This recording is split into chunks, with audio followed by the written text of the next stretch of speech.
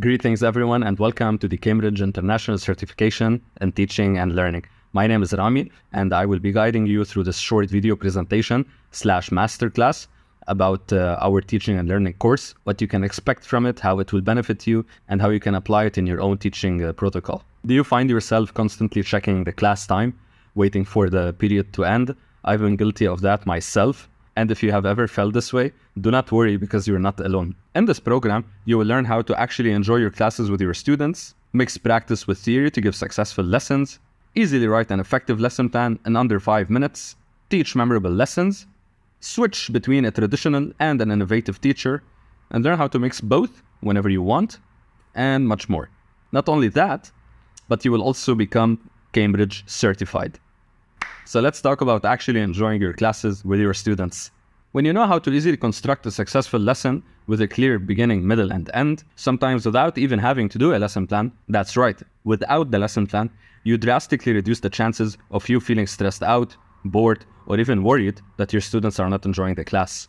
Mixing practice with theory to give successful lessons. The main highlight of this course is that it's packed with almost all of the leading theories in effective education. From constructivism, where the teacher can use the student's prior knowledge and experience when introducing a new lesson, to learning by doing, where the teacher can prepare any 1 or 2 activities per class that engage the students in actually doing the work, and thus removing the need for too much teacher talking time, TTT, to metacognition, where the teacher can unlock deeper reaches of the student's mind by using effective questioning techniques that engage the critical thinking, or when the teacher explains the relevance of the lesson aims in order to help the students feel more intrinsically motivated. The teacher could also, for example, hand out slips of paper at the end of every class that students can fill to express how they felt about a particular period and the learning process in that period. Easily write an effective lesson plan in under 5 minutes. If you ask me, lesson plans are my least favorite part of teaching. Anytime I show up at a new school, they start asking me for lesson plan after lesson plan. I had no clue how to even create one in the first place. Even when I did ask for help, the advice that I received was vague, or often the people themselves whom I asked had little to no knowledge of actual lesson planning. I would spend hours after school, or even during break times during my shift, trying to pump out lesson plan after lesson plan. Believe me, the administrators who did end up reading my lesson plans were probably baffled by the amount of nonsense that I put in them. However, all of that changed when I learned the proper structure of a lesson plan in this program. Turns out, all I had to do was insert a clear beginning, middle, and end for my lesson and an engaging activity for each stage. I did a few lesson plans for the program and the process was guided by my mentors from Aanaab and from my school. And now I am so good at making lesson plans that A, I can make them in less than 5 minutes, or B, I don't even have to make them because the skill required to create a lesson plan is now fully assimilated by the teacher inside of me. Similar to how driving becomes second nature to you when you practice it for long enough, that's how I currently feel about lesson plans. Teaching memorable lessons. A lot of my peers, myself included, complain that many of their students forget all the new information they learned in a lesson when barely 1 week passes by. After reading about the effective theories in teaching and learning and after applying them myself, I noticed that my students not only remember most of the new information for weeks on end, but even for years. Last year, when I was taking this program, I was teaching grade 4 students. Now, I am teaching them this year and they are in grade 5. And they remember most of the information that I was teaching them in grade 4, and they especially remember the lessons that I was teaching them while I was taking this very program. Now, why did they start remembering the lessons? It's because I became aware of how to make the lessons actually stick in students' minds by properly using progression in learning through Bloom's taxonomy and by applying the principles of assessment as laid down by Dylan William and topping it off with experiential activities that engage my learners in learning by doing. I realized how easy it is for me now to ensure that my students remember most of the new information that I impart on them. Switching between a traditional and an innovative teacher and learning how to mix both whenever you want.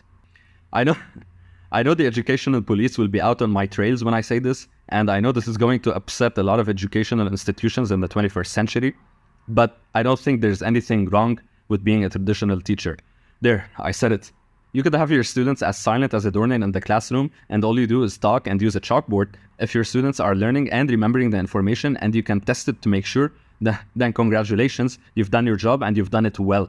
However, it is important to be able to strike a balance between both a traditional style and a more modern approach. You should never let the scale tip too much to one side. Otherwise, it will reflect negatively on both the students and yourself. You have to always have an effective approach depending on the type of the lesson. For example, if you are explaining something new and you finish the warm-up activity, it's not a bad idea to keep the students silent and attentive while you explain a new topic. But if you go on and on and on for 40 minutes or longer, then you risk losing the attention of both your students and yourself. That is why it's important to know when to stop one style of teaching and begin the other. Luckily, I learned many effective strategies such as gamification, learning by doing, flipped classrooms, guided discovery, group work that have enabled me to confidently choose whenever I want to between being a traditional or a more modern teacher.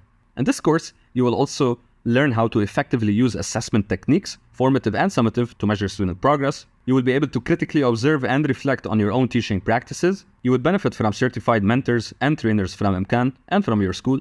You will greatly improve your academic writing skills, which I will get to in a minute. You will be able to document your teaching practices by using a variety of media. And last but not least, you will officially become Cambridge certified without having to go through the trouble of acquiring a CELTA. One main advantage that CISTL has, I'm gonna use CISTL from now on to refer to the Cambridge International Certification in Teaching and Learning, because it's gonna take me forever to keep saying it on and on. So the main advantage that the CISTL has over the CELTA is that the CISTL can be taken by any teacher of any subject. It's not strictly required only by English teachers like the CELTA. Also, the CISTL is way less costly and way less time consuming. So you have the entire benefit of becoming Cambridge certified without having to go through a rigorous program such as the CELTA. I like to imagine the CISTL as a coin, with academic writing and media being two sides of the same coin. That's how important academic writing is when it comes to this certificate. The other side of the coin would be media, such as using a variety of pictures, videos, voice recordings, charts, documents, etc. that will become the foundation of your Cambridge e-portfolio. Luckily for you, we will teach you how to do exactly that from scratch.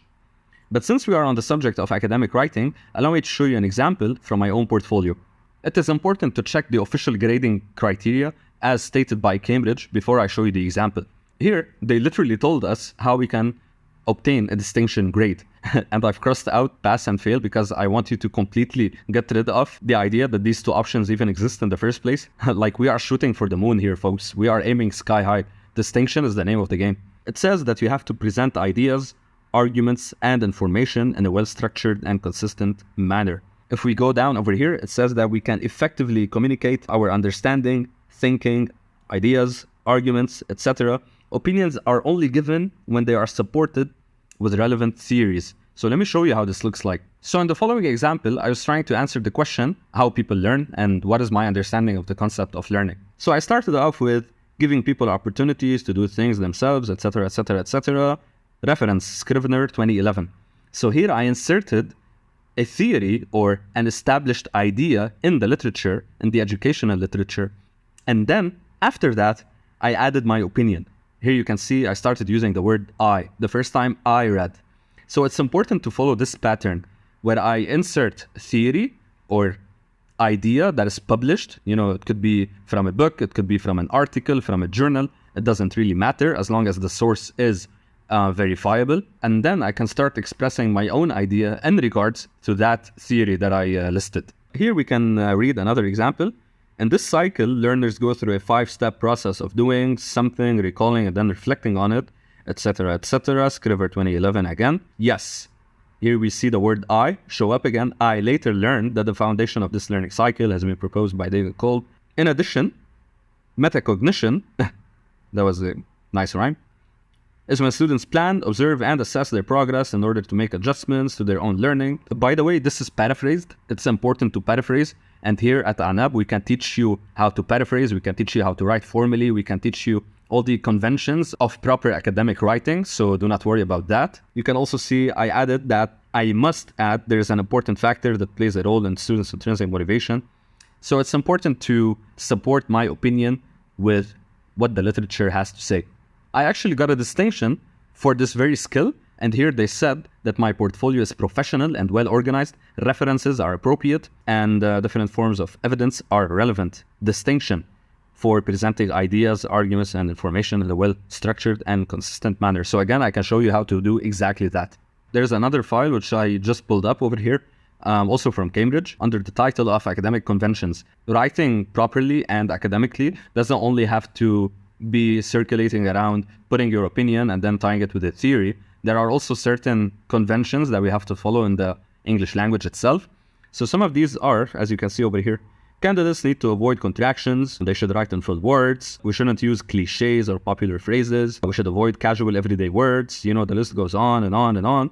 And again, like, you do not have to worry about this. Like, we've done all the hard work for you. We've done all the heavy lifting for you. My skills and qualifications in English literature actually enable me to guide you every step of the way when it comes to writing. And I will help you do what I exactly did for my portfolio, so you can also get a distinction grade.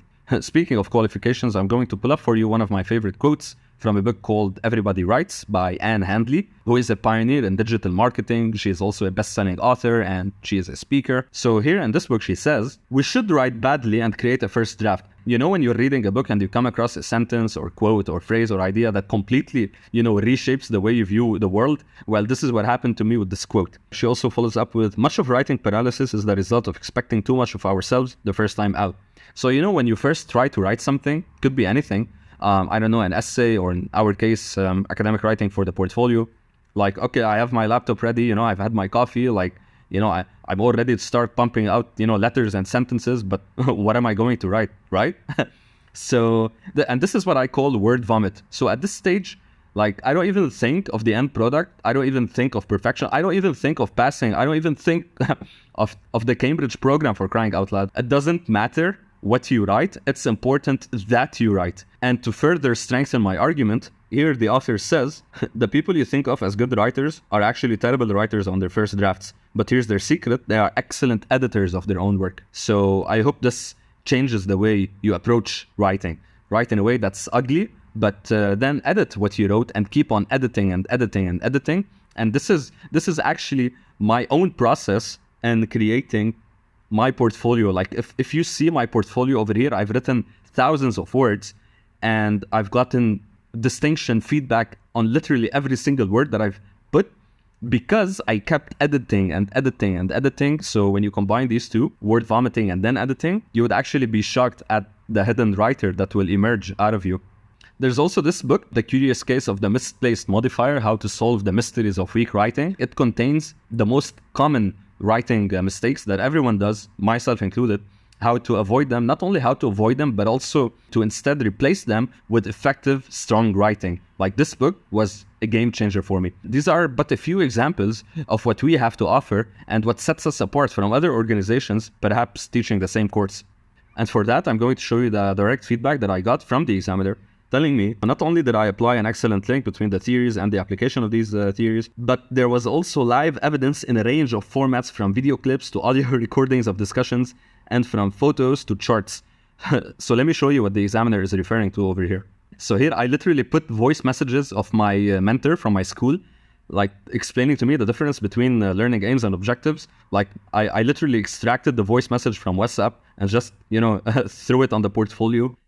Learning aim is more general than learning outcomes. And that was actually a good thing. Like, it reflected positively on the portfolio and on the eventual grade that I ended up getting from Cambridge.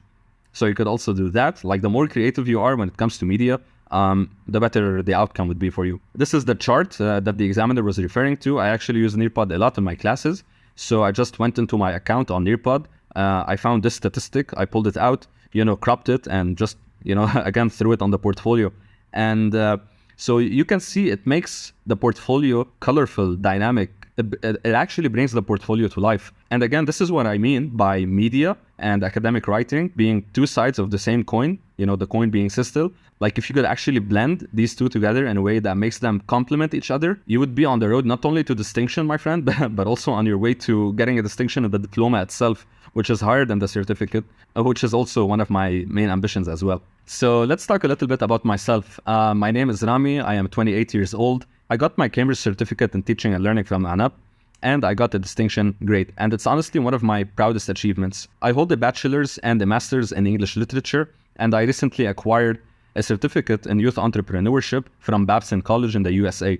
This last certificate has actually granted me a license to teach entrepreneurship at my current school. What distinguishes us from other organizations perhaps giving the same course is that we will be with you literally through every step of the way. Not only that, we at Aanaab are also a family, and we do not only say this, but we also embrace it. We will guide you on how to exactly design a distinction-worthy e-portfolio from start to finish. After 3 months, you will be glad that you chose to start your journey on becoming the best teacher you possibly can. If you are still feeling uncertain, remember that the 3 times will pass anyway, so why not let them pass in a way that is highly productive for you? My skills and qualifications will enable me to troubleshoot and bulletproof and fine-tune your academic writing to the degree that the Cambridge examiners will have no choice but to give you a distinction grade.